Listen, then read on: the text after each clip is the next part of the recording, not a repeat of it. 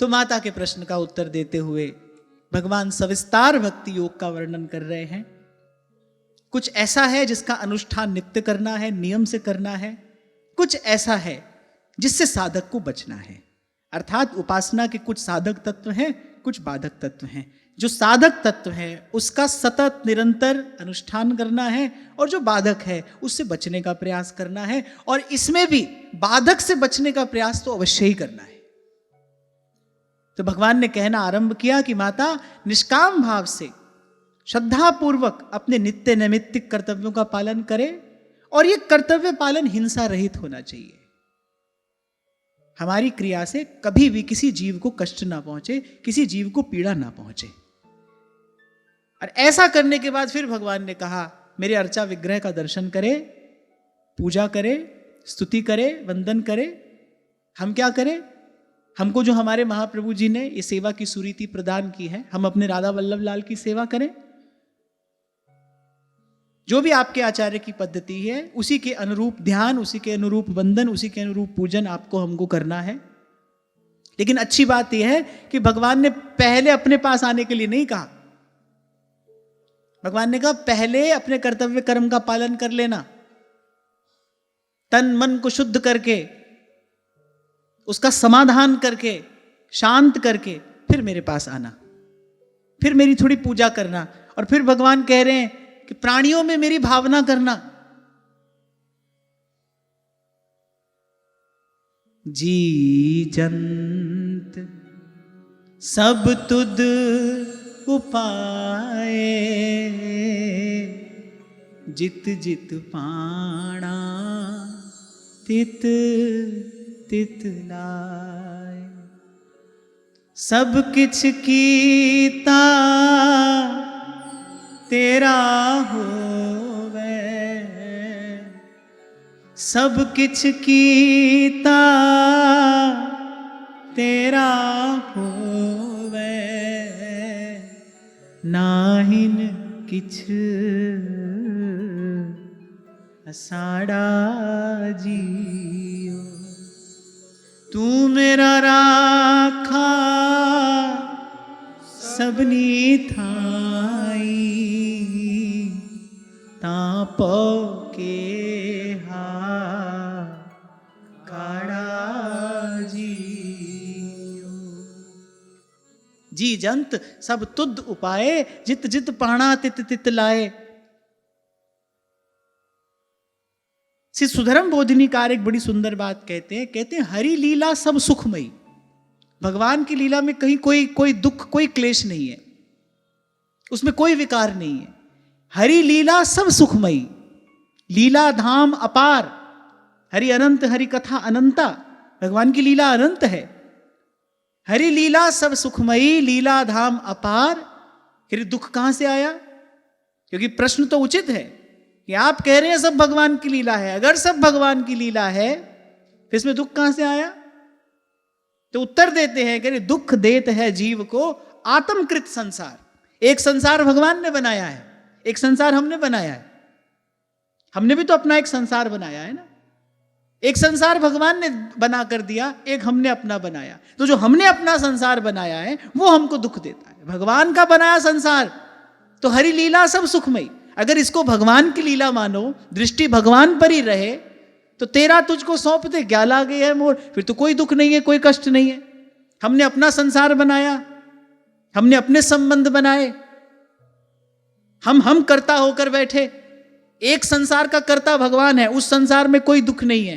एक संसार का कर्ता जीव है, उस संसार में दुखालयम अशाश्वतम, उसमें दुख के अतिरिक्त और कुछ नहीं है। बुद्धिमान लोग प्रश्न पूछ लेते हैं ना कि आप कहते हो सब भगवान की लीला है, फिर दुख कहां से आया? अगर ये संसार भगवान का बनाया है फिर दुखालयम अशाश्वतम क्यों कहा गया ना? हरि लीला सब सुखमयी। जिसकी दृष्टि भगवान पर है वो तो कहता है जित देखूं तित लाल। कहने वाला खूब कहता है वजूदे खार क्या है। खार कहते कांटे को, वजूद माने अस्तित्व। बोले वजूदे खार क्या है? गुल से नजरों का फिसल जाना। कांटा क्या है? बोले फूल से नजर फिसलना, यही कांटा है। अगर फूल पर नजर रहे, आंख दो है, दृष्टि तो एक है ना। फिर अगर फूल पर दृष्टि है तो फिर तो कांटा है ही नहीं। जैसे ही फूल से नजर हटी और दुर्घटना घटी। तो हरि लीला सब सुखमयी, लीला धाम अपार, दुख देत है जीव को आत्मकृत संसार। एक संसार हमने बनाया, उसके कर्ता हम हैं, उसके मालिक हम हैं। जब कहते हो ये मेरा, तो मालिक बनकर ही तो कहते हो। तभी कबीर कह रहे हैं, बंदा मौज न ले वही चूक चाकरी माई। अगर साहेब का होके रहे, अगर साहेब के बनाए संसार में साहेब का बंदा साहेब का होकर रहे, प्रेम नगर में रहनी हमारी, प्रेम नगर में रहनी हमारी, चारों दिशा जगीरी में, मन लागो मेरो यार फकीरी में, मन लागो मेरो यार। यही जुगत तो सीखनी है। जुगत माने युक्ति। यही युक्ति तो संतों से सीखनी है। सतगुरु मिल गए जुगत बता दी, सतगुरु मिल गए जुगत बता दी, हो गई मुनिया न्यारी, ओ मुनिया पिंजरे वाली ना, ओ मुनिया पिंजरे वाली ना, मुनिया पिंजरे वाली ना, ओ मुनिया पिंजरे वाली ना। सतगुरु है व्यापारी, तेरा साहेब है व्यापारी। आप यहां वहां इधर उधर इसको उसको तुझको मुझको देखते ही क्यों हो? कल ही तो मैं आपको कह रहा था, अरे भगवान सदा संग है, भगवान सदा सहाय है, किस बात की चिंता है? अगर चिंता है अरे भगवान पर विश्वास नहीं है, और बिन विश्वास भक्ति नहीं, फिर आपकी भावना निष्प्राण है। भक्ति में प्राण तो विश्वास ही है ना। अब बनाने को तो मूर्तिकार ऐसी मूर्ति बना देता है कि देखो तो एक बार तो आपको लगेगा कि सच में कोई खड़ा ही है सामने, पर प्राण तो नहीं है ना उसमें। ऐसे ही कभी कभी लगता है कि भाई सब कुछ तो है जीवन में, नाम जप भी हो रहा है, सेवा भी हो रही है, सत्संग भी हो रहा है। तभी संत कहते हैं, मुझे भरोसा राम तू दे अपना अनमोल, रहूं मस्त निश्चिंत मैं कभी न जाऊं डोल, अपने पथ पर आप चला, पथ पतन नहीं पाऊं मैं, अपने पथ पर आप चला। प्रभु के अतिरिक्त कुछ भी देखना असत्य देखना ही तो है, और सब क्लेशों का मूल असत्य, झूठ बराबर पाप। अब आप कहो कि भाई हमको तो दिखाई नहीं देता, हमारे तो अनुभव में नहीं आता, तो गुरुजनों की बात मानो, एक कदम आगे बढ़ाओ ये मानकर। इसलिए आपको उस दिन एक उदाहरण दिया था, कुछ प्रश्न ऐसे होते हैं, उनको यदि आपको सुलझाना है, समाधान प्राप्त करना है, तो पहला कदम क्या है? लेट, मान लो, हृदय से इसको स्वीकार कर लो, ऐसा ही है भाई। शास्त्र कह रहे हैं, गुरुजन कह रहे हैं, संतजन कह रहे हैं, और ये जो सब कह रहे हैं हमारे कल्याण के लिए कह रहे हैं, हमारे मंगल के लिए कह रहे हैं, इनको हमसे कुछ लेना देना तो है नहीं।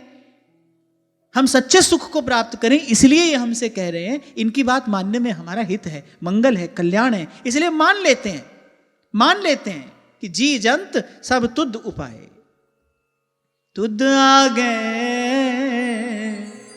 अरदास हमारी, जी जंत सब तेरा, कहो नानक सब तेरी वड्याई, कोई नाम ना जाने मेरा, कोई नाम न जाने मेरा। स्वामी श्री अखंडानंद जी महाराज कहा करते थे, बोले जिसकी बुद्धि स्थूल है उसको पहले स्थूल की ही पूजा करनी पड़ेगी, जो जहां खड़ा है उसको वहीं से तो चलना आरंभ करना पड़ेगा ना। जिसकी बुद्धि स्थूल है उसको पहले स्थूल की ही पूजा करनी पड़ेगी, और जैसे ही बुद्धि सूक्ष्म होगी, चेतना का ऊर्ध्वगमन होगा, फिर जित देखूं तित श्याममयी है। क्या कहते हैं रैदास कि जहां जहां जाऊं तुम्हारी सेवा, कि प्रभु मुझे आपकी सेवा के अतिरिक्त और कोई काम ही नहीं है, जहां जहां जाऊं तुम्हारी सेवा, तुम सा ठाकुर और न देवा। बस हमने किया क्या है, रैदास जी महाराज कहते हैं हमने किया क्या, प्रभु जी तुम घन बन हम मोरा, प्रभु जी तुम घन बन हम मोरा, जैसे चितवत चंद्र चकोरा, जैसे चितवत चंद्र चकोरा। मैं तो जितनी बार इस घटना का चिंतन करता हूं उतनी बार मेरा रोम रोम पुलकित होता है। सब सहचरियां, सखियां, दासियां चिल्लाने लगी, व्याकुल हो गई भय के मारे।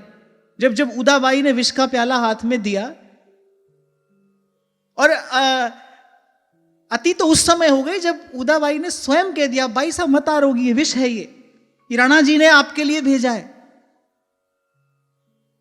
और बाई साहब कितना धीरज, कितना संतोष और कैसा अद्भुत विश्वास कि उस समय भी वही मंद मंद मुस्कुराती उनकी मुख मुद्रा, वही निर्भयता, वही निश्चिंतता, और अपनी दासियों से, अपनी सहेलियों से यही कहती हैं, अरे तुम सब व्यर्थ चिंता करती हो, चलो मान लिया जाए कि ये विष है, ये भी ठीक है, राणा जी मुझसे रुष्ट हैं, मेरे प्राण लेना चाहते हैं, ये भी ठीक है, ये विष है, पर ये सब अगर सत्य है, फिर मेरे गिरधर लाल मेरे रक्षक हैं, मेरे गिरधर लाल मेरे सदा संगी सदा सहाई हैं, अरे वो कहीं चले थोड़ी गए हैं, वो भी तो यही हैं। अगर ये विष है तो क्या हुआ, जिस दा साहिब डाढ़ा होवे तिसको मार न सके को। आप क्यों चिंता करते हो, आप क्यों घबराते हो? अरे हमको तो गुरुजनों की चरण शरण मिली है, हमारी जिह्वा पर भगवान का नाम है। कल मैंने आपसे प्रश्न किया था, ये हार्ड मांस का बना पिंड, कितना मैला विषय वासना में लिप्त हमारा मन, कैसे आ जाता है हमारे मुख पर भगवान का नाम? कोई पुण्य से आया है, कोई ऐसा बड़ा साधन हम करके आए हैं, कोई ऐसी पुरुषार्थ हमारे द्वारा हो गया है? कुछ भी तो नहीं है भाई, सब अंग गुणहीन हो। और कह रहे ताको जतन न कोय, एक किशोरी कृपाते जो कछु होए सो। बूंद बूंद में विमल प्रेम रस बरसे अंबर से, बूंद बूंद में विमल प्रेम रस बरसे अंबर से। तू क्यों छिपा ओट में पगले, तू क्यों छिपा ओट में पगले, तू क्यों छिपा ओट में पगले, तू क्यों छिपा ओट में पगले। भीजन के डर से रे मनवा प्रेम रस बरसे, रे मनवा प्रेम रस बरसे।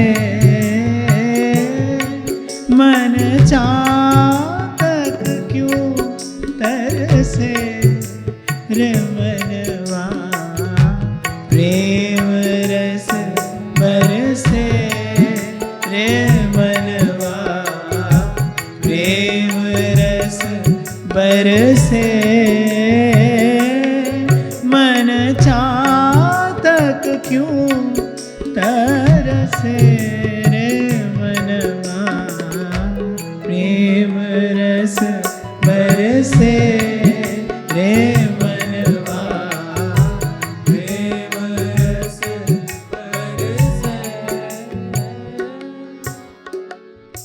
प्रथम सोपान है, जो प्रथम चरण है, सबसो हित, इसकी सिद्धि कैसी होगी? दो बात ध्यान में रखना। पहली बात तो भाई हमारे जीवन में हमको मिलने वाले सुख दुख का कारण कोई और नहीं है, और दूसरी बात गुरुजनों की आज्ञा है, शास्त्र की आज्ञा है, हमको सब में भगवत दर्शन करना है, हमको सब में भगवत भाव रखना है। जी जंत सब तुद्ध उपाय।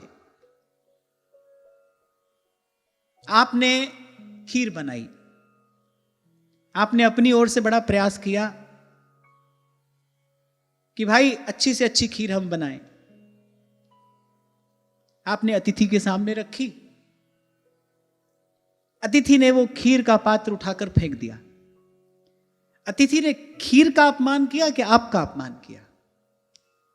आपका किया, बनाने वाले का। उसने वस्तु की अवज्ञा नहीं की, वस्तु जिसने बनाई है उसने उसकी अवज्ञा की है। किसी भी जीव को जब हम दुखाते हैं तो वस्तुतः जीव को नहीं दुखाते, हम जीव को कष्ट नहीं देते। वो जो अवज्ञा, वो जो अवहेलना, वो जो अपराध है, उसको बनाने वाले का है। और यहां संत कह रहे हैं जी जंत सब तुद्ध उपाय, जित जित पाणा तित तित लाए। क्या केवल आपके मंदिर में ही भगवान है? अगले श्लोक में भगवान यही बात कहने जा रहे हैं। अगर कोई ऐसा समझता है, भगवान कह रहे हैं, वो तो बड़ी भारी भूल कर रहा है। कोई भी उपासना सिद्धांत हो, यह बात आपको उसके नींव में मिलेगी। सर्वभूत पे दाया, जीव को दुखाए नहीं, किसी के कष्ट का कारण न बने। अगर वस्तुतः आध्यात्मिक उन्नति चाहते हो, अगर सच्चे सुख की राह पर आगे बढ़ना चाहते हो तो सह लो, पर किसी के कष्ट का कारण नहीं बनो।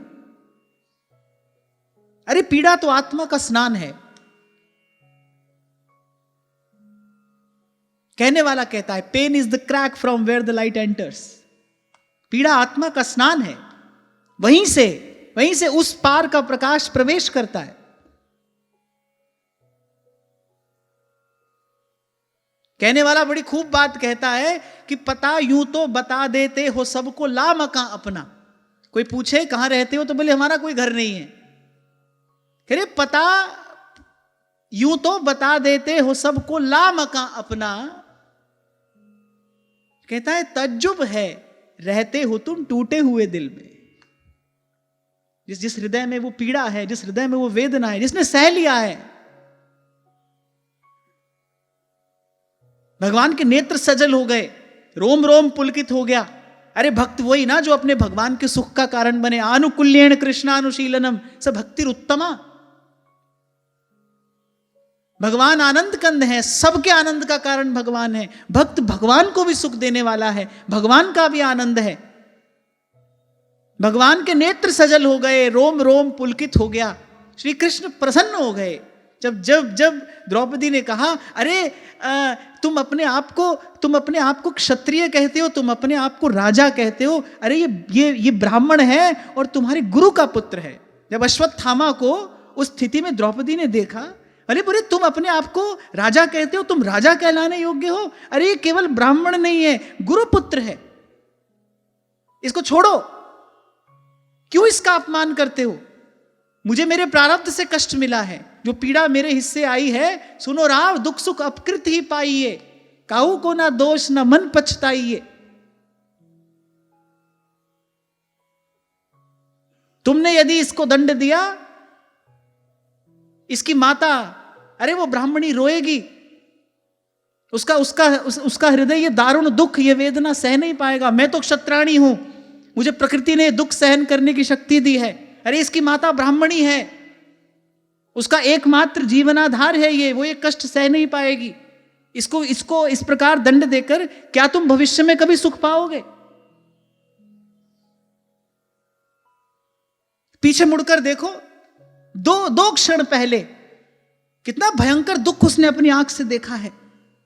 उस आतताई ने सोते हुए बालकों की निर्मम हत्या की है, और वहां द्रौपदी हृदय से कहती है अरे ये केवल ब्राह्मण ही नहीं, तुम्हारे गुरु का पुत्र है, छोड़ो इसको।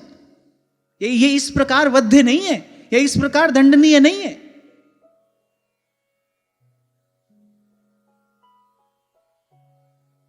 आप देखो उस समय एक अपराधी है और एक वो है जिसका अपराध किया गया है। अपराधी कौन है?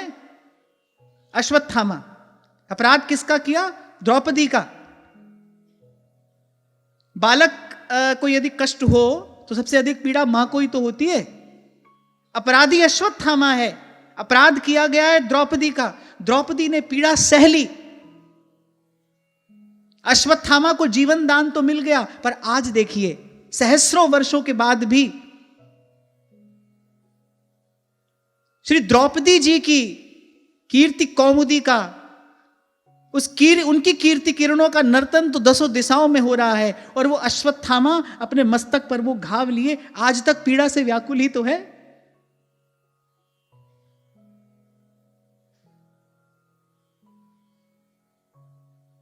धर्म का मार्ग कठिन है, पर सच्चे सुख की ओर यही रास्ता जाता है।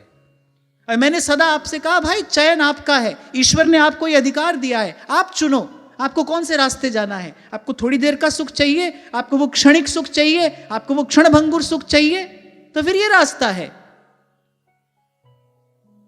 और जो सच्चे सुख की ओर जो मार्ग जाता है, जी मार्ग सब संत गया छे, जिस मार्ग को संतों ने चुना है, इस मार्ग को भगवान के भक्तों ने चुना है।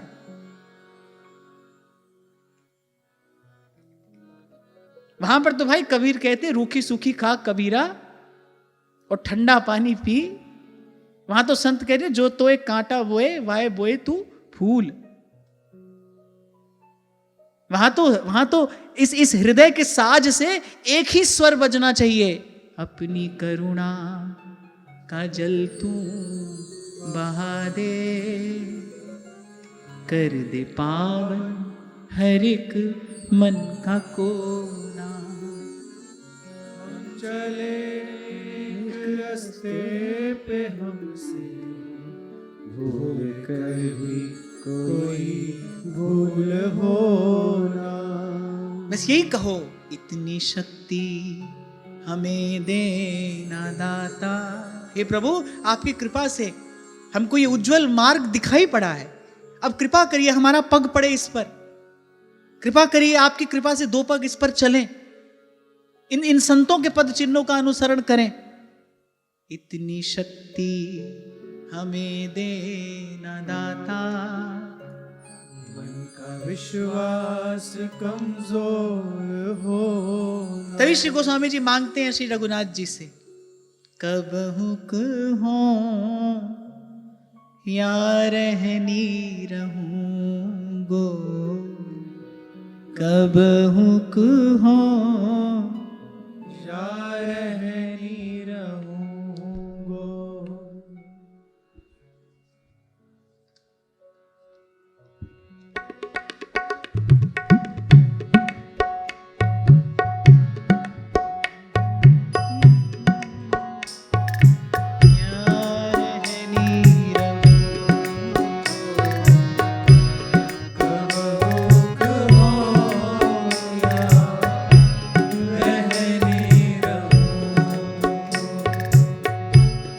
श्री रघुनाथ कृपाल कृपाते, श्री रघुनाथ कृपालु कृपाते, श्री रघुनाथ कृपालु कृपाते, श्री रघुनाथ कृपालु कृपाते, साधु स्वभाव गहूँ गो, साधु स्वभाव गहूँ गो, कब हूँ कहो प्यार नहीं रहूँगो,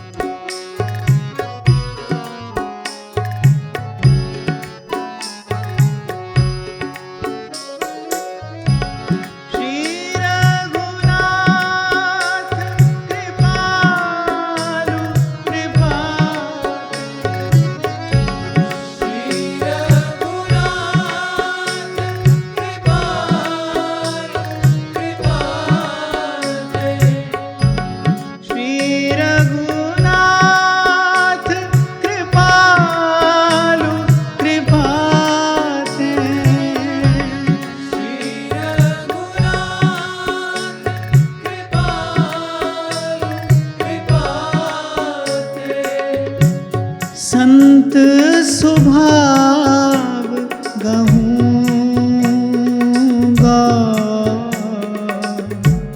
संत स्वभाव गहूँगो, कब हुक हो या रहनी रहूँगो, कब हुक हो या रहनी रहूँगो। जथा लाभ संतोष सदा, जथा लाभ संतोष सदा, जथा लाभ संतोष सदा, जथा लाभ संतोष सदा।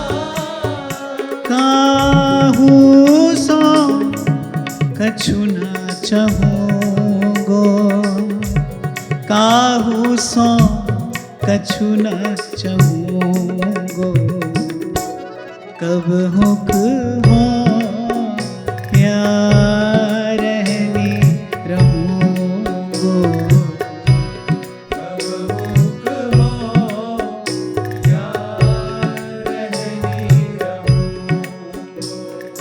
सर्वप्रथम गोस्वामी जी कह रहे हैं कि श्री रघुनाथ कृपाल कृपाते संत स्वभाव गहूँगो, और उसमें सबसे पहली बात क्या मांगते हैं प्रभु से, कह रहे जथा लाभ संतोष सदा, काहू सो कछु न चाहूँगो, परहित निरात निरंतर मन क्रम, परहित निरात निरंतर मन क्रम, बचन नेम निभूंगो, बचन नेम निभूंगो, कब हुक हो या रहनी रहूंगो, कब हुक हो या रहनी रहूँगो। और अभी जिस भाव पर हम चर्चा कर रहे थे, कह रहे परुष बचन अति दुसह श्रवण सुन, कह रहे तेहि पावक न दहूंगो। बुरी बात, कठोर शब्द, ऐसा शब्द जो हृदय को बेंध दे, जो मर्म को पीड़ित कर दे, कह रहे ऐसा शब्द भी सुनकर कह रहे मैं कोई प्रतिक्रिया नहीं दूंगा, सह लूंगा। इसलिए मैंने कहा भाई चयन तो आपका है, और ये अधिकार ईश्वर ने आपको दिया है, कर्मण्यवाधिकारस्ते, और अधिकार देकर फिर महामहिम इसमें हस्तक्षेप करने नहीं आता। चयन आपका है। यदि आपको क्षणभंगुर सुख चाहिए तो वो रास्ता कुछ और है, पर जो ये जो सच्चे सुख की राह है, जिस पर संत चले हैं, वो तो यही कहता है सह लीजिए, कहिए नहीं। अब आप पूछो क्यों सह लें? क्योंकि प्रारब्ध को सह कर भोग कर ही समाप्त किया जाता है, और कोई उपाय नहीं है। जो संचित है, जो हमारे हिस्से रखा है, उसको संतोष पूर्वक, धैर्य पूर्वक भोग कर ही समाप्त किया जा सकता है। और मैं कहता हूं हमको तो कोई चिंता होनी नहीं चाहिए। प्रभु हमारे संगी है, प्रभु हमारे सहाई हैं। इसमें श्री माधव दास जी का चरित्र चिंतनीय है। आप देखो कैसे भाव सिद्ध महापुरुष हैं। श्री ध्रुवदास जी कहते हैं अपने हाथ से श्री जगन्नाथ उनको अपनी रजाई ओढ़ाते हैं। उनकी भावना सिद्ध है, भगवान ने अंगीकार कर लिया है, स्वीकार कर लिया है। फिर भी प्रारब्ध वशात जो शरीर का रोग आना था वो आया, जो पीड़ा उनको भोगनी थी वो उन्होंने भोगी। आप इस बात का विचार करिए। परात्पर परब्रह्म पूर्ण पुरुषोत्तम अपने कर कमलों से उनके शरीर से मैल धो रहे हैं। माधवदास जी कहते हैं, प्रभु आपको ऐसा करते देखकर मेरे हृदय में अपार पीड़ा हो रही है, आप मेरा ये दुख दूर क्यों नहीं कर देते। भगवान ने कहा पक्षपात का आरोप लगेगा, क्योंकि ये जो जितना नीति नियम सिद्धांत है इसके मूल में भी मेरी ही सत्ता है, मेरी ही शक्ति है। ये जो सब है ये भी मेरी ही इच्छा है। मैं प्रारब्ध भोग में तुम्हारे साथ हूं, पर इसे आने दो, इसे आने दो। इस दुख सुख में मैं तुम्हारे संग हूं, इस दुख सुख में मैं तुम्हारे सहाय हूं। तो हमको तो किसी बात की चिंता हुई क्यों भाई?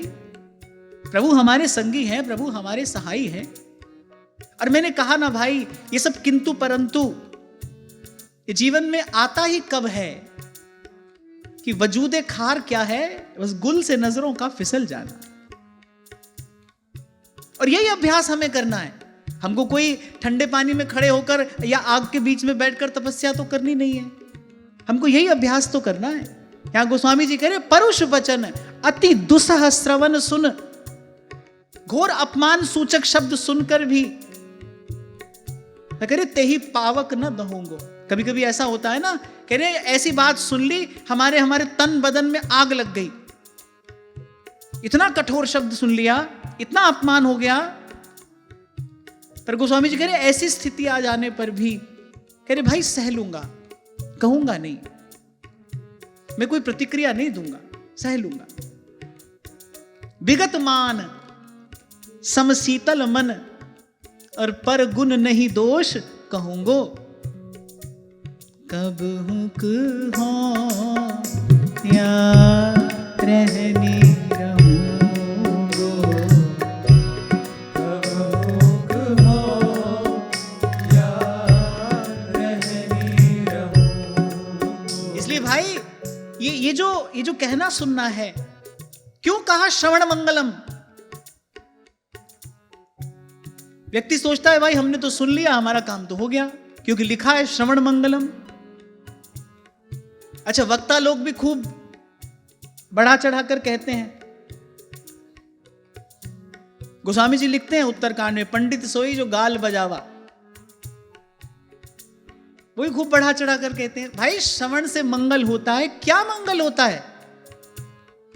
श्रवण से मंगल होता है, ठीक है, गोपी कह रही है श्रवण मंगलम। क्या मंगल होता है? सुनने वाले का क्या मंगल होता है बताओ।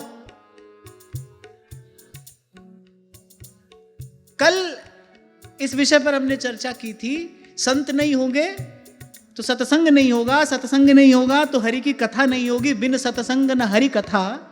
संत नहीं होंगे, सत्संग नहीं होगा, सत्संग नहीं होगा, हरि की कथा नहीं होगी। जब तक भगवान की लीला कथा नहीं होगी तब तक भगवान के स्वरूप स्वभाव का पता नहीं चलेगा। जब तक भगवान के स्वरूप स्वभाव का पता नहीं चलेगा तब तक इस संसार को छोड़कर प्रभु को पाने की इच्छा जीव के मन में कैसे होगी।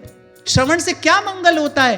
प्रभु की ओर चलूं, प्रभु का भजन करूं, अपने जीवन को प्रभु के योग्य बनाऊं, इस मंगलमय भाव का आधान जीवन में होता है। कथा की कृपा से भाव शुद्धि होती है, विचार शुद्धि होती है, यही कथा का प्रसाद है और यही कथा द्वारा किया गया जीवन में मंगल है।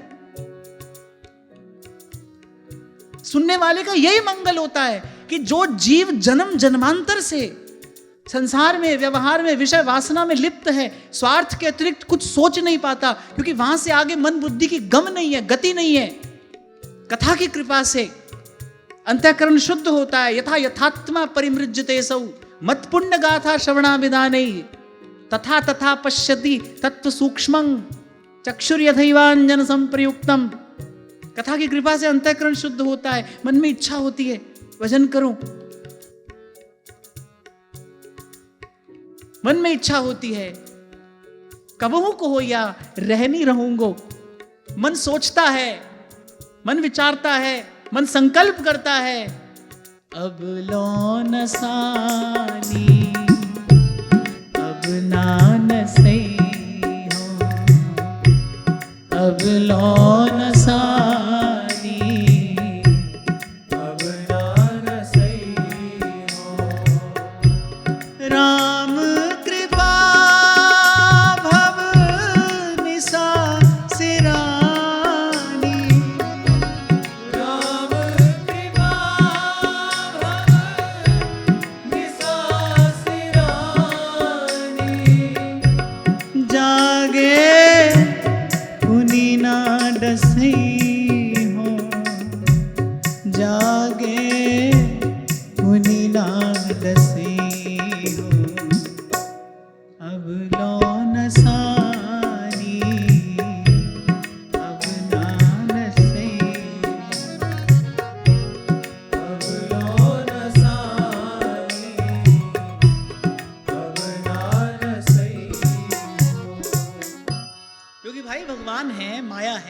भी तो हैं। वैष्णवाचार्यों का चिंतन यही तो ले जाता है हमको कि तीन तत्व नित्य हैं, जीव भी, ब्रह्म भी और माया भी। तो भगवान भी हैं, माया भी है, फिर हम भी तो हैं। हमारा भी कुछ संकल्प है। आप मानो न मानो, आपको इसका अनुभव होता हो कि नहीं होता हो, पर आपके जीवन में जो आज है वो आपके ही संकल्पों का परिणाम है, वो आपके ही संकल्पों का प्रतिफल है। संत की, सत्संग की, हरि कथा की कृपा से संकल्प शुद्धि होती है, जिसकी याचना ऋषि मुनि ईश्वर से करते हैं। तन में मनः शिव संकल्पमस्तु। संकल्प शुद्धि होती है, ये भाव मन में आता है, यही मंगल है। इसी कारण कथा लोक मंगलकारिणी है, जीव का मंगल करती है। कैसे होता है जीव का मंगल? कि भाई जन्म जन्म से जहां लगे थे वहां से मन हटा, प्रभु की ओर देखना आरंभ किया, प्रभु की ओर चलने का विचार कर रहे हैं, मन में इच्छा हो रही है कि अब भजन करें। और यदि किसी बड़भागी जीव को दीर्घ काल तक सत्संग मिल जाए, यदि किसी बड़भागी जीव को दीर्घ काल तक सत्संग मिल जाए, तब ही हो ही सब संशय भंगा, जब बहुकाल करिए सत्संग। दीर्घ काल तक सत्संग मिल जाए, संशय भंग हो जाए, फिर इस हृदय रूपी वीणा से ये स्वर गुंजायमान होता है। अब लो नसानी अब नानसे हो, राम कृपा भव निशा सिरानी, रे जागे पुनि न डसई हूं। मन मधुकर पन ले तुलसी, रघुपति पद कमल बसई हो, रघुपति पद कमल बसई हो। अब लो नसानी अब नानसई हो। अरे आप प्रभु की ओर देखो, आप में शक्ति का संचार होगा। आप पवित्र संकल्प लो तो सही। भीम ने आवेश में आकर वहां द्यूत सभा में कैसे कैसे प्रण ले लिए, इसकी छाती का लहू पीऊंगा, इसकी जंघा उखाड़ कर फेंक दूंगा, जाने क्या क्या। वो सब संकल्प ले तो लिए, फिर इनसे कोई पूछे कि इनके बल पर वो सब संकल्प सिद्ध हो जाते? गांधारी ने बुलाया दुर्योधन को, अगर द्वारिकाधीश बीच में नहीं आते तो क्या कभी किसी भी प्रकार से स्वप्न में भी भीम की गदा युद्ध में विजय हो सकती थी? नहीं हो सकती थी। वो तो ठाकुर जी आ गए बीच में, अरे ये क्या कर रहे हो, माता के सामने ऐसे जाओगे, घोर नरक में जाना पड़ेगा। बोले नहीं, मां की आज्ञा है, बिना वस्त्र के आना है। तो बोले हाँ, हम कौन सा कह रहे हैं वस्त्र पहनो, अरे एक रंभा पत्र लपेट लो, पर इस प्रकार नहीं जाना चाहिए, पुत्र को इस प्रकार माता के सामने नहीं जाना चाहिए, उसके सारे पुण्य क्षीण हो जाते हैं। तुम्हारी माता इस समय पीड़ा में है, वो नीति अनीति का विचार नहीं कर पा रही। अब वो बातों में आ गया, और कैसे ना आता, वस्त्र तो नहीं पहना, रंभा पत्र लपेट कर गया। भगवान ने भीम का कार्य सिद्ध किया। द्रौपदी को लेकर गए भीष्म पितामह के पास, अर्धरात्रि की बेला में बाबा की लगी समाधि थी, वो बेचारे भजन में बैठे। द्रौपदी को लेकर गए वहां, जब आशीर्वाद दिला दिया तब भीष्म पितामह बोले बेटी तूने मुझसे वर तो प्राप्त कर लिया, ये बता तुझे इस समय यहां लाया कौन है? मैं जानता हूं ये कौन हो सकता है। और विनोद करते हुए पितामह कहते हैं, बोले बूढ़ा होने को आया है, पर अब तक गई नहीं चोरी, नित नई नीतियां रचता है, इसकी चोरी उसकी चोरी। यदि श्री कृष्ण न होते तो जो आवेश में, क्रोध में आकर पांडवों ने संकल्प किए थे, क्या वो पूरे होते? नहीं होते। भक्त का संकल्प तो भगवान ही पूरा करते हैं। हम भगतन के भगत हमारे। अगर बेटे को पता होगी भाई बाप के पास अकूत संपत्ति है, तो यहां वहां उड़ाता घूमता है कि नहीं? तुमको पता ही नहीं है तुम्हारे प्रभु के पास क्या है, तभी तो तुम्हारे जीवन में चिंता है, भय है, क्लेश है। अरे आप प्रभु के हो। मैं बार बार आपका ध्यान ले जाता हूं इस बात की ओर। हमको आचार्यों की चरण शरण मिली है, वृंदावन धाम मिला है, हमारी जिह्वा पर भगवान का नाम है। नाम नामकारी बहुधा निज सर्वशक्ति तत्रार्पिता नियमितः स्मरणे न काले। और कभी एकांत में बैठो तो इस बात का विचार करना, कभी आप एकांत में बैठो तो इस बात का आप विचार करना। अरे मैले स्थान पर तो आप नहीं बैठते। ये तन मैला, ये मन मैला कैसे आ जाता है हमारी जिह्वा पर भगवान का नाम? कैसे आ जाता है?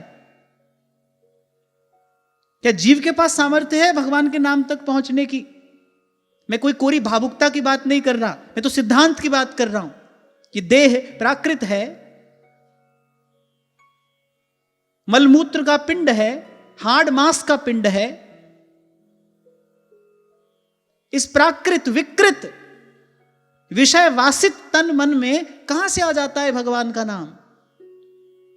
ये इतना मैला, और भगवान का नाम महाराज कहते हैं ऐसा नाम निरंजन होवे, को मन जाने मन को, ऐसा नाम निरंजन होवे, ऐसा नाम निरंजन होवे। तुद पावे ता नाम जपावे, सुख तेरा दिता लइए, सुख तेरा दिता लइए, सुख तेरा दिता लइए, सुख तेरा दिता लइए। जिसको गुरु के मुख से नाम मिला, भाई भगवान सोचते हैं इसको अपने आप को तो दे दिया मैंने, और अब मैं इस पर क्या कृपा करूं? अब तो भाई हमको करना है। जिन्नी नाम ते आया गए मसक्कत काल, जिन्नी नाम ते आया गए मसक्कत काल, नानक ते मुख बूझ ले केती छुट्टी नाल सतनाम, सतनाम, सतनाम, सतनाम। नी नाम ते आया गए मसक्कत काल, जिन्नी नाम ते आया गए मसक्कत काल, नानक ते मुख उजले केती छुट्टी नाल सतनाम, सतनाम,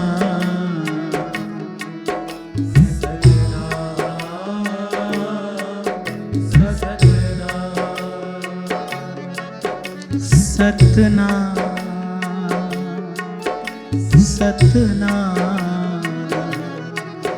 सतनाम,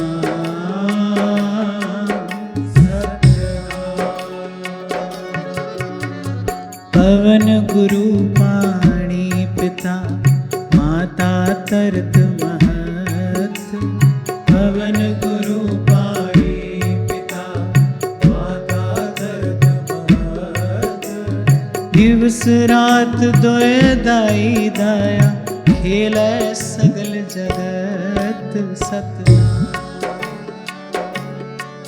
सतनाम,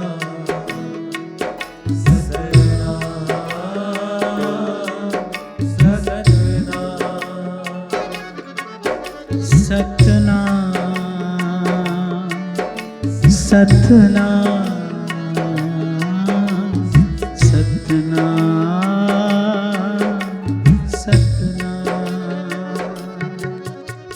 चंगियाइयां बुरियाइयां बाँचे धर्म हदूर, चंगियाइयां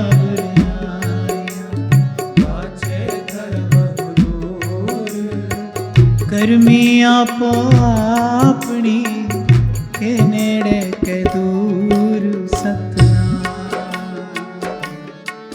सतनाम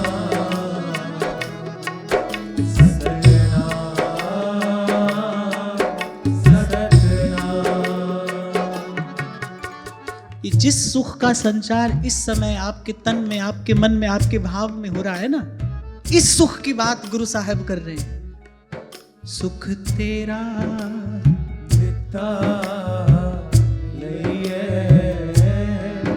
सुख तेरा दिता लइए, सुख तेरा दिता लइए, सुख तेरा दिता लइए, सुख तेरा दिता लिए, सुख तेरा दिता लइए।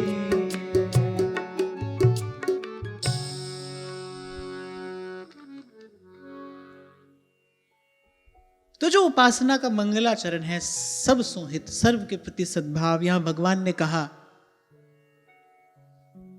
कि भूतेषु मद भावनया, प्राणी मात्र में मेरी भावना। इसके लिए दो कार्य करने पड़ेंगे, ये दो अभ्यास करने पड़ेंगे। पहले तो को न काऊ सुख दुख कर दाता, और दूसरा लेट, मान लीजिए, क्योंकि जो मैंने कहा सब में भगवत भाव हो सकता है आरंभ में इसका अनुभव न हो, और नहीं ही होगा, नहीं ही होगा, पर गुरुजनों की बात मानकर, कल आपसे मैंने कहा था ये श्रीमद् भागवत में जो कहा गया है ये भगवान की आज्ञा है।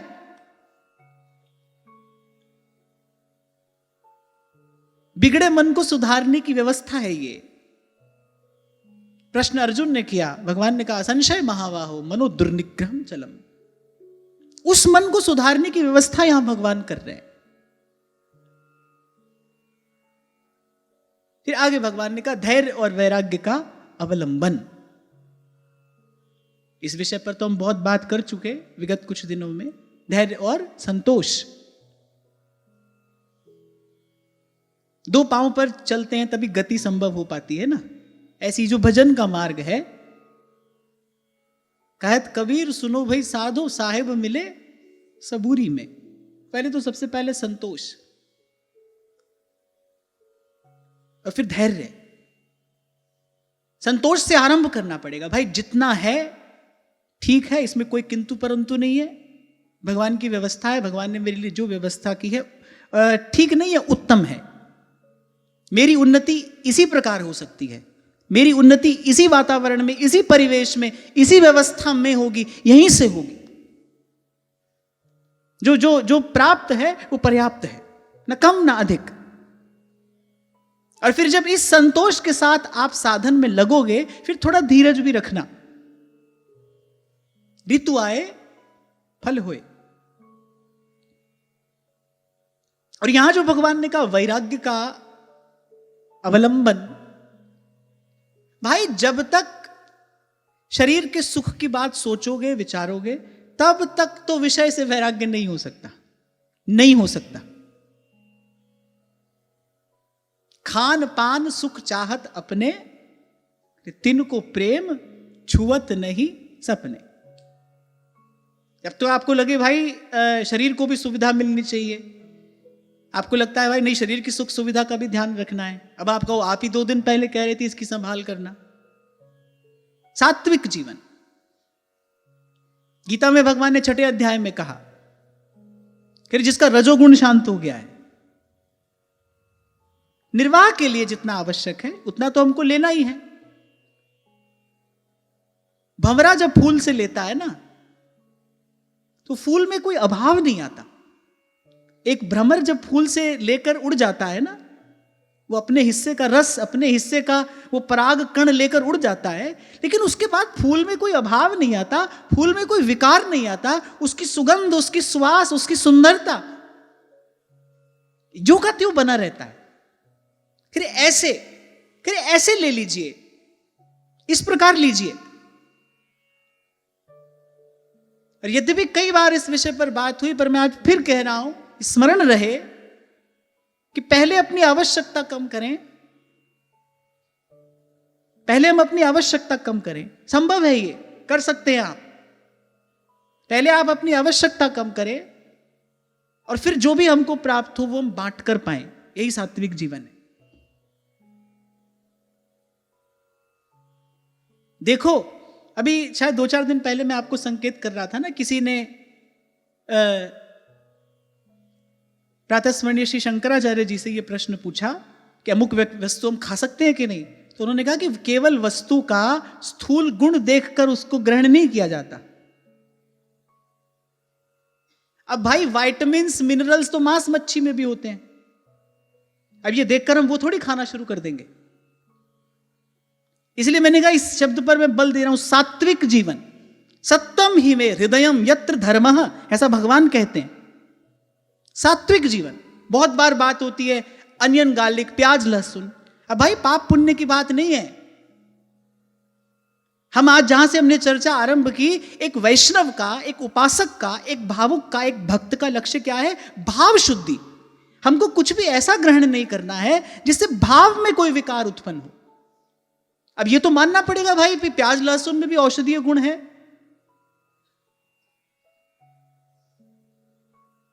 उसका अपना एक गुण है। इसलिए मैंने कहा भाई, गुण तो मांस मच्छी में भी होगा, कुछ विटामिन मिनरल उसमें भी हैं। कुछ एक ऐसी चीजें होती हैं जो शायद एक वेजिटेरियन डाइट में नहीं होती हैं। पर ये सब देखकर हम वहां तो नहीं जा सकते ना। असल में प्रश्न क्या था, मैं आपको बता देता हूं। अच्छा, मुझे नहीं पता था कि, मुझे लगा पुरानी बात है, फिर तो अभी नई घटी हुई घटना है महाराज जी। कोई कह रहे थे, और जब मैं कोई कह रहा हूं तो माने कोई ऐसे वैसे नहीं, कोई कह रहे थे कि मुझे तो बोलने में भी संकोच हो रहा है, मैं बोल देता हूं। मैं, आपने भी हो सकता है वीडियो देख ही लिया होगा, मुझे तो ऐसे किसी ने दिखाया। बोले कि गधी के दूध में बड़े गुण होते हैं। अब महाराज, एक व्यक्ति ने श्री शंकराचार्य जी से प्रश्न पूछ लिया कि महाराज, हमने अभी सुना और किसी योग्य व्यक्ति से सुना है, इसलिए मैंने कहा कोई जो कह रहे हैं वो कोई बहुत बड़े व्यक्ति हैं। अब वो कह रहे थे भाई इसमें बड़े गुण होते हैं। तो पूछने वाले ने पूछ लिया, बोले महाराज जी इसमें बड़े गुण होते हैं तो क्या हम ये ले सकते हैं? उन्होंने बड़ा सुंदर उत्तर दिया। उन्होंने कहा कि हमारे यहां क्या करना है क्या नहीं करना, तस्मात् शास्त्रम प्रमाणम ते कार्य व्यवस्थितो। गीता में भगवान की आज्ञा है, क्या करना है क्या नहीं करना इसकी आज्ञा भगवान के ने मैंने शास्त्र में दी है। केवल वस्तु का बाहरी रूप या गुण देखकर ही उसको ग्रहण करने की आज्ञा नहीं है। अब हमको यह देखना है उस वस्तु के ग्रहण करने के बाद उसका परिणाम क्या है। और जब बात एक साधक जीवन की हो, जब बात एक भावुक की हो, तो उसको यह देखना है भाई जो भी मैं कर रहा हूं, जो भी मैं खा रहा हूं, पी रहा हूं, कह रहा हूं, सुन रहा हूं, इससे कहीं भावनात्मक रूप से कोई अशुद्धि तो नहीं आएगी। इतना ध्यान तो हमको रखना पड़ेगा। पर अब जिसने प्रश्न पूछा था वो भी कोई बड़ा सूक्ष्म बुद्धि वाला व्यक्ति तो था नहीं, होता तो पूछता ही नहीं। तो श्री शंकराचार्य भगवान ने भी वैसा ही उत्तर दिया। पहले तो उन्होंने ये बात कही, फिर उन्होंने कहा कि भाई जिसने प्रश्न पूछा है उसकी समझ में आ जाए ऐसा उत्तर देना चाहिए। तो उन्होंने कहा कि गधी का दूध कौन पीता है? बोलो, माइक में बोलो, बोलो। इतना सामान्य ज्ञान नहीं है। गधा यानी गधी का दूध पीने वाला कौन है? गधा। फिर गधा बनना हो तो पियो। अरे हमारे यहां तो भैंस के दूध का निषेध किया जाता है कि उससे भावनात्मक रूप से, पहले तो उससे शरीर में स्थूलता आती है। इस बात को तो विज्ञान भी मानता है, कोई हम केवल शास्त्र की बात नहीं कर रहे हैं यहां पर। उससे शरीर में स्थूलता आती है, बुद्धि में भी स्थूलता आती है, जड़ता आती है।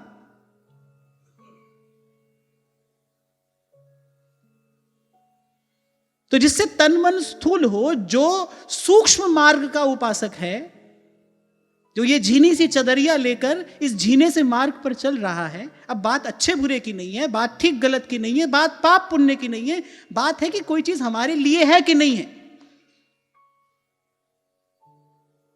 तो इस प्रकार पहले अपनी आवश्यकता कम करे और फिर हमारे अनुकूल क्या है उसका चयन करते हुए, हमारा लक्ष्य सात्विक जीवन हो, हमारा लक्ष्य भावनात्मक शुद्धि हो, इसका विचार करते हुए अपनी अपनी जीवन शैली का निर्माण करें। और ये काम आपको सबको अपने अपने स्तर पर अपने लिए करना होगा। कुछ दिन पहले मैंने कहा था, जब यम नियम की बात हो रही थी, तो मैंने कहा कि जब आहार की बात आएगी तो भाई आप सबका शरीर, सबकी दिनचर्या, सबका परिवेश, सबकी प्रकृति अलग अलग है। आपको अपने अनुसार अपना आहार चुनना होगा, देश काल का विचार करते हुए चुनना होगा, जिससे आपका शरीर स्वस्थ रहे। पर लक्ष्य क्या होना चाहिए सभी का? सात्विक जीवन। क्योंकि भजन भाव रहेगा कहां, उसके लिए सत्व गुण का पात्र चाहिए ठहरने के लिए। इसीलिए गीता में भगवान ने तमोगुण की तो बात ही नहीं की, कहा रजोगुण जिसका शांत हो गया है, अर्थात जिसके जीवन में सत्व गुण प्रबल है, जिसके जीवन में सत्व की अधिकता है। जैसे ध्रुवदास जी कहते हैं ना, भाई जब तक जड़ जम न जाए पेड़ की, तब तक तो उसकी साथ संभाल करनी पड़ती है। जड़ नीके गए फिर कछु चिंता ना है। हमारा भजन भाव सिद्ध हो जाए, उसके बाद भाई बाहर के परिवेश का कोई प्रभाव नहीं पड़ता। पर लेकिन तब तक तो प्रकृति का भी आदर करना है, देश काल का भी विचार हमको करना पड़ेगा। इसीलिए ये जो भजन का मार्ग है, कबीर जी कह रहे हैं ना कि भक्ति करे कोई सूरमा, कोई शूरवीर हो, धैर्य, संतोष, साहस, सब चीज की आवश्यकता पड़ेगी। तो बात आई थी वैराग्य की, कि वैराग्य कब आए जीवन में? जब इस देह के सुख से हमारी दृष्टि हटे। और ये कब होगा? जब इसको आवश्यकता से अधिक सुख सुविधा नहीं दोगे। देते रहोगे तो इसकी मांग बढ़ती चली जाएगी। आप ऐसा करके देख लो, करके देख क्या लो, कर ही तो रहे हैं। इतना अनुभव तो सभी के जीवन में होगा ही कि जीवन में जितनी सुविधा अधिक होती है, आपकी क्षमता उतनी ही कम होती है, होती चली जाती है।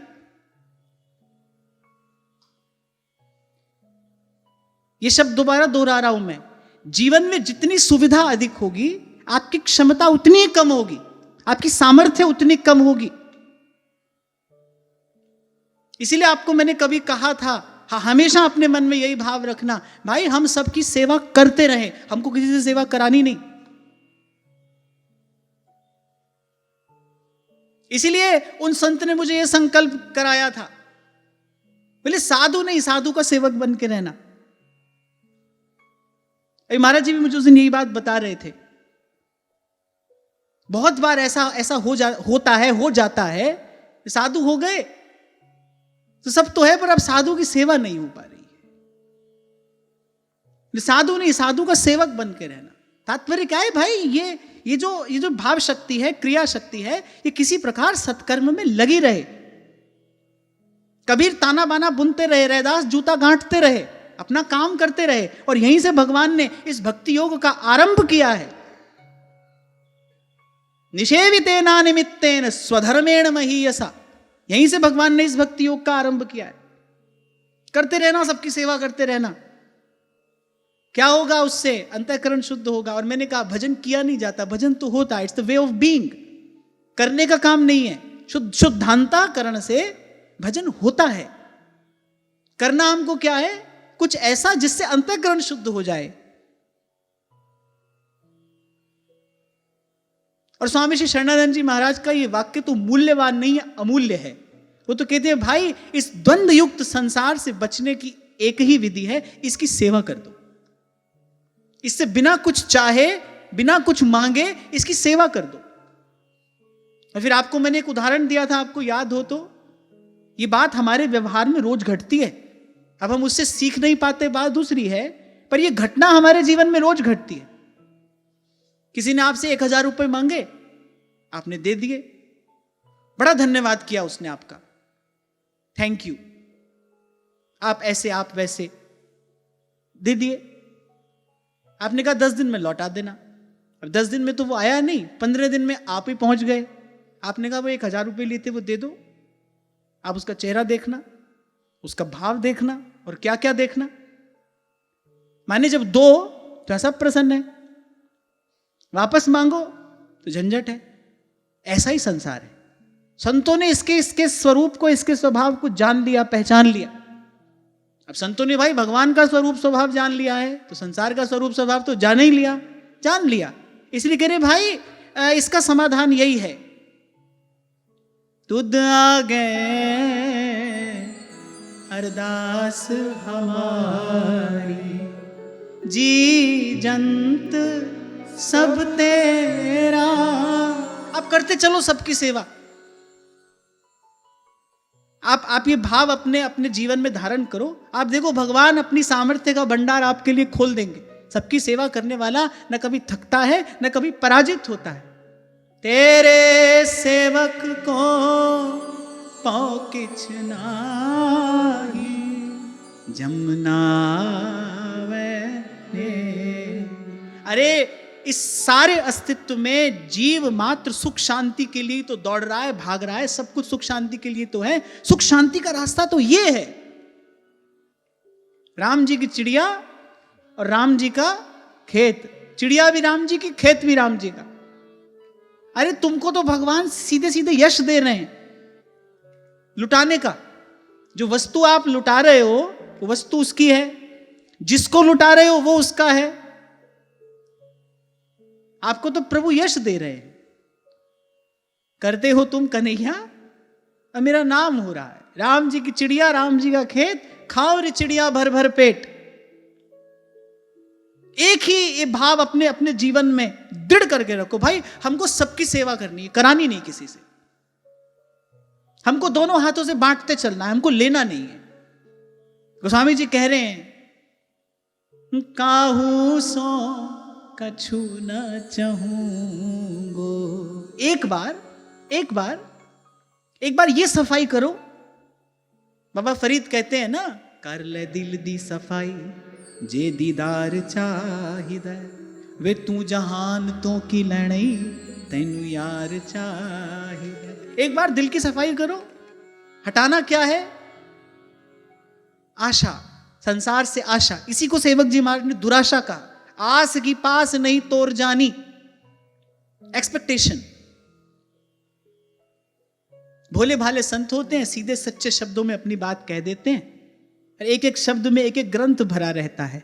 आशा एक राम जी से, दूजी आशा छोड़ दे, नाता एक राम जी से, दूजा नाता तोड़ दे। और बचपन से गाते आ रहे हैं हम ये, बचपन से। पहले यही शब्द कान में पड़े थे। सीताराम सीताराम सीताराम कहिए, और जाहि विधि राखे राम, ताई विधि रहिए। आज तब लगता था कि ऐसी सीधी सरल सी तो बात है ये, पर अब पता चलता है सब करने के बाद यहीं तो पहुंचना है। आशा एक राम जी से और दूजी आशा छोड़ दे, और नाता एक राम जी से, दूजा नाता तोड़ दे। तो यह भगवान ने कहा धैर्य और वैराग्य का अवलंबन। और वैराग्य जीवन में आएगा इस प्रकार। ये शरीर साधन है, खलु धर्म साधनम, विषय भोग के लिए नहीं है। जीवस्य तत्व जिज्ञासा श्रीमद् भागवत निर्णय करके देती है। विषय भोग कितना हो, निर्वाह हो जाए जिससे। सब चाहिए भाई हमको। हम ये नहीं कह रहे हमको कुछ नहीं चाहिए, ना ना ना ना, हमको सब चाहिए। पर कब चाहिए, कितना चाहिए? This is called intelligence, intellect, बुद्धि, विवेक। कब चाहिए, कितना चाहिए? दोई सिर मांगू चूना, पाव घेओ संग लूना। लिस्ट बनाकर देते हैं कबीर जी, प्रभु इतना चाहिए हमको, इससे न कम न ज्यादा। जो थोड़ी देर पहले ये गा रहा हो, अंतर्यामी जानी है अंतर्गत का भाव, वो 2 क्षण के बाद ऐसी बात क्यों कहने लगा भाई? वो तो हमारे लिए कह रहे हैं। पहले कहा इतना दीजिए जहां मैं कुटुंब समाए, मैं भी भूखा ना रहूं, साधु ना भूखा जाए। और फिर कहा कि प्रभु और स्पष्ट करके हम मांग लेते हैं। 2 सिर मांगू चूना, पाव घेओ संग लूना, अध सिर मांगू दाले, मोकू दोनों बखत जीवाले। पहले आधा सिर दाल, 2 सिर मांगू चूना, पान वाला चूना नहीं, आटा।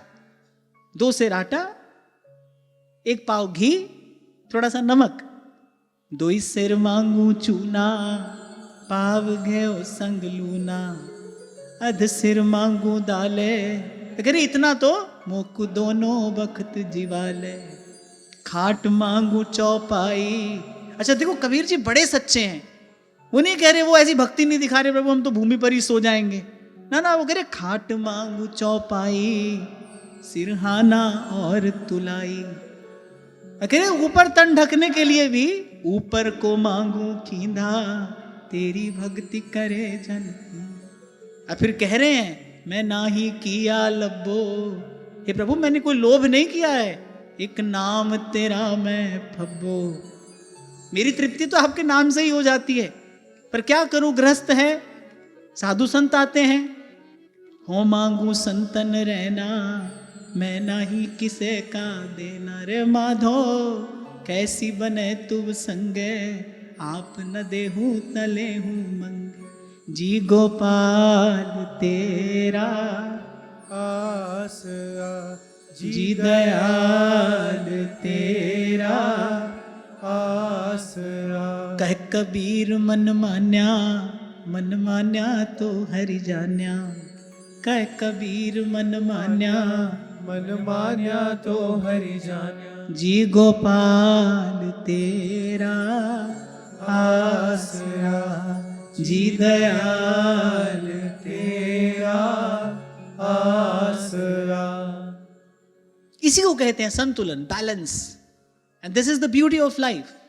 यही संतुलन जीवन की सुंदरता है, ना कम ना अधिक। और मैं बड़ी विनम्रता पूर्वक ये बात यहां से कह रहा हूं। बहुत लोगों से मिलना हुआ, कहना सुनना भी हुआ, फिर बहुत कम लोग मिले जिनको सहज संतुलित कहा जा सकता है। संतुलित, ना कम ना अधिक। और गति संतुलन साधने के बाद ही संभव है। व्यवहार में भी आप देखो, आप चल रहे हैं, कब चल पाएंगे आप? जब आप संतुलित हैं तब आप चल पाएंगे। आप गिरते हैं, आप कहते क्या हुआ? आप कहते अरे बैलेंस बिगड़ गया था। जैसे बैलेंस बिगड़ा आप गिर पड़े। जैसे संतुलन बिगड़ेगा, अनुपात, प्रपोर्शन जैसे ये बिगड़ेगा, ऐसे जीवन का स्वाद बिगड़ जाएगा। गति के लिए संतुलन आवश्यक है,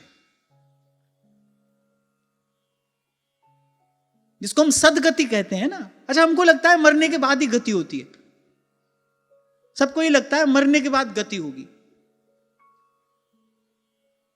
गति के लिए जीवन है, आगे बढ़ने के लिए ये अवसर मिला है।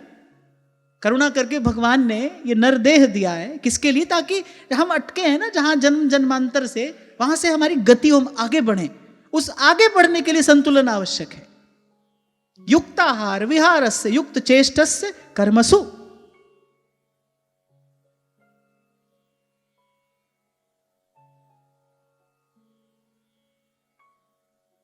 और यही जीने की कला है भाई, जो सत्संग से सीखी जाती है। कितने कितने सरल से शब्दों में कबीर जी ने सिखा दिया, क्या मांगना, कितना मांगना, कैसे मांगना। प्रभु मैं अकेला तो हूं नहीं, मैं तो वहां गंगा किनारे झाड़ी में बैठकर राम राम कर लेता हूं। एक नाम तेरा मैं फब्बो, मेरे लिए तो आपका नाम ही पर्याप्त है। पर घर आता हूं तो ये परिवार है, और फिर आपकी कृपा है, आपकी कृपा है। कबीर के यहां पर संत मंडली आती रहती है, तो प्रभु इतना तो आपको हमको देना पड़ेगा। जहां मैं कुटुंब समाए, मैं भी भूखा ना रहूं और साधु ना भूखा जाए। महापुरुष जब कुछ कहता है ना तो भूत भविष्य वर्तमान सबका विचार करके कहता है। कबीर जी देख रहे हैं कैसा समय आएगा, मनुष्य की सामर्थ्य कम हो जाएगी, उसकी क्षमता कम हो जाएगी। हम सबका विचार करके कबीर जी ने कहा बहुत अधिक भक्ति मत दिखाना, नहीं हमको तो कुछ नहीं चाहिए। नहीं भाई, हमको सब कुछ चाहिए, इतना चाहिए, अधिक नहीं है। हमको संचय नहीं करना है, तिजोरी नहीं भरनी है, कल के लिए भगवान है। आपको याद हो कुछ समय पहले मैंने आपको एक संकेत किया था, महाराज जी ने बहुत बहुत सुंदर और बड़ी पते की बात मुझे कही थी। भाई आप ये सोचो, आज का दिन भजन हो जाए बस, बहुत बहुत दूर तक की बात मत सोचो। जीवन भर भजन करना है तो बड़ा बड़ा बोझ लगेगा, ये बड़ी बात मत सोचो। आप बोलो बस आज का दिन भजन हो जाए प्रभु। सुबह उठो, ठाकुर जी से प्रार्थना करो, प्रभु आज का दिन हमारा भजन सेवा में लगे। आज हो गया, अब प्रभु आज की कृपा से, क्योंकि अगले दिन फिर आज है, अगले दिन फिर आज है। बहुत बड़ी बात मत सोचो। कभी कभी मैं देखता हूं व्यक्ति बहुत बड़ा नियम लेकर उसको अपने सर रखता है, 2 कदम भी चल नहीं पाता है, उसका बोझ उठा नहीं पाता है। इसकी कोई आवश्यकता भी नहीं है। जीवन में सहजता भी बनी रहे, आपके भीतर बाहर प्रसन्नता भी बनी रहे। प्रसन्न मन से ही तो भजन करोगे, तो उसके लिए आवश्यक ये है, बस इतना। इसलिए हमारे महाप्रभु ना बीते हुए कल की बात करते हैं, ना आने वाले कल की बात करते हैं, केवल आज की बात कर रहे हैं। सुबह उठे, आपने आचार्य चरणों का ध्यान किया, गुरु चरणों का ध्यान किया, प्रभु से प्रार्थना करो, प्रभु आज का दिन आपकी कृपा से, आज का दिन आपके भजन में, आपके चिंतन में, आपकी सेवा में जाए। बस आज का दिन, इतना तो कर सकते हो। जैसे कल आपसे मैंने कहा कि सब तज भजन करूं दिन राती। अब ये तो हमारे लिए मुश्किल है, नहीं हो पाएगा। चलो ये जो सब तज है, इसका एक आध घंटे के लिए तो अभ्यास करो, एक आध घंटे के लिए। और ये जितना कहना सुनना हो रहा है ना भाई, मैंने तो सोचा था मैं कहीं आगे पहुंच जाऊंगा, पर भगवान ने उस श्लोक से आगे बढ़ने ही नहीं दिया।